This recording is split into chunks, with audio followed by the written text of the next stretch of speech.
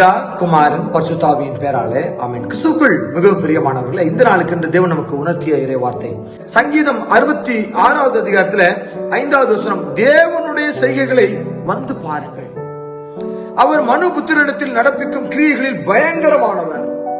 நம்ம பல நேரங்கள்ல ஆண்டவருடைய செயல்களை நம்ம நினைத்து பார்ப்பதே கிடையாது. ஒரு சிலர் சொல்றத பழமொழி நீங்க கேள்விப்பட்டிருக்கீங்களா? இன்னைக்கு நாள் நம்மளுடையது, நம்ம இஷ்டப்படி, நம்ம சுய இஷ்டப்படி வாழலாம், நம்ம என்ன நாள் செஞ்சுக்கலாம், நம்ம இஷ்டப்படி வாழ்ந்து கொள்ளலாம், இது நம்முடைய நாள் என்று சொல்லி பல பேர் சொல்வதை நீங்க கேள்விப்பட்டிருப்பீங்க. நினிவே மக்கள் நினைத்திருந்தார்கள் என்று சொல்லி சொன்னால் அவருடைய வாழ்க்கையை இழந்து போயிருப்பார்கள். அங்க யோனா போய் அவங்களுக்கு ஒரு எச்சரிக்கை செய்தியை கொடுக்கிறாரு ஆண்டவர் மூலமாக. ஆண்டவர் நீங்க செய்த பாவங்கள் நிமித்தமாக உங்க மேல் எரிச்சல் உண்டாகி கோபமாக இருக்கிறார், உங்களை அழித்து போடுவர் என்று சொல்லி இருக்கிறார். இதை கேட்ட உடனே அந்த நினைவு மக்கள் சொல்லல, இது எங்களுடைய நாள், இன்னைக்கு எங்களுடைய நாள், நாளைக்கு என்ன நடக்கும் எங்களுக்கு தெரியாது, இது இன்றைக்கு எங்களுடைய நாள் என்று சொல்லி அவர்கள் கொக்கரிக்கவில்லை, மாறாக முழங்கால் படியிட்டார்கள். அவர்களுக்கு தெரியும் மறுநாள் அது ஆண்டவருடையது, ஆண்டவர் நினைத்தால் அந்த நாளை எப்பென்றாலும் மாற்றித்தர இயலும் என்று சொல்லி அவர்கள் உணர்ந்ததினால அங்கே ஆண்டவரிடம் ரெட்டுடுத்தி சாம்பல்ல மண்டியிட்டார்கள், முழங்காலிட்டார்கள், முழங்கால் படியிட்டு ஆண்டவரை நோக்கி கெஞ்சினார்கள்.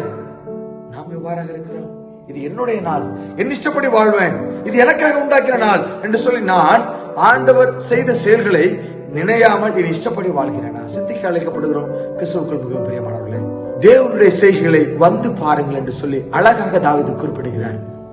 அவருடைய செயல்களை இஸ்ரவேல் மக்கள் பார்த்தாங்களா இல்லையா? செங்கடல்களை இரண்டாக பிளந்து வெட்டாந்தரை ஆக்கி நடக்க வச்சாரு. அதெல்லாம் நினைத்துதான் அவங்க உடனே ஆண்டவரிடத்துல ஒப்பு கொடுத்தார்கள் தங்களை. ஆண்டவரே, எங்களுடைய பாவங்களை, எங்களுடைய மீறுதல்களை, எங்களுடைய அக்கிரமங்களை தயவாய் மன்னியுங்கள் என்று சொல்லி மனம் திரும்புதல் இல்லாமல் பாவ மன்னிப்பில்லை. ஒப்பு கொடுக்கலாமா?